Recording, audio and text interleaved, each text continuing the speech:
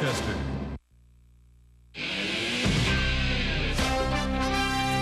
From the WUHF television studios in Rochester, New York, this is Fox, first at 10. Good evening, everyone. I'm Leah Lando. First on Fox tonight, a vice presidential visit to Rochester. Dick Cheney arrived this afternoon, using his clout to attract big money for the re-election effort of a first-term congressman, Randy Cool. Not everyone was cheering for Vice President Cheney, though. Hundreds of protesters lined Main Street, shouting their opposition to the Bush administration's policies and involvement in the war in Iraq. As another protest began outside the downtown library, a member of ADAPT, a group that advocates for the elderly and disabled, was held by police. The officer says he was going the wrong way, but the protester says he was just looking for the quickest route to get his message to Representative Randy Cool. To draw the attention of the Vice President of the United States, it must be the perfect storm of a tough election year or a hotly contested race, both of which is exactly what you've got in the 29th Congressional District, as incumbent Republican Randy Cool is being challenged by Democratic newcomer Eric Massa. Dave McKinley reports.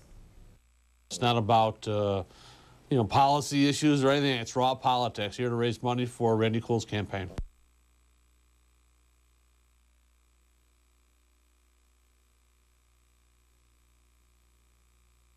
You once were, right? No, never.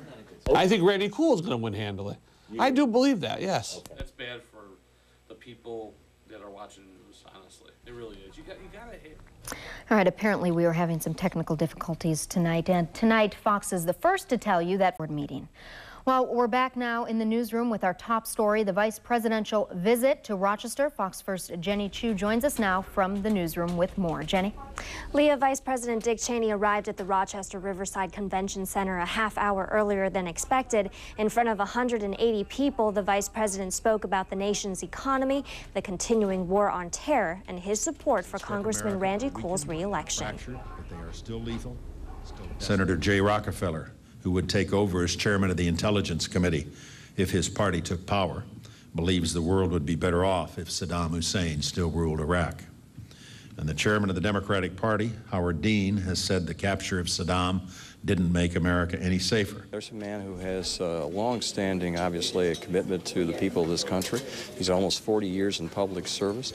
He was an elected representative like I am in the House of Representatives, so he understands, I think, the urgency and the need for this country to defend itself. I don't take his dedication and Today's reception hoped to raise $100,000 for Cool's war chest. Cheney last visited Rochester in November of 2003 to hold a private fundraiser for President Bush's re-election campaign. Cheney has spent the year rallying support for fellow Republicans to keep control of the House and the Senate. Jenny Chu, Fox 1st at 10. Well, it is Friday, thank God.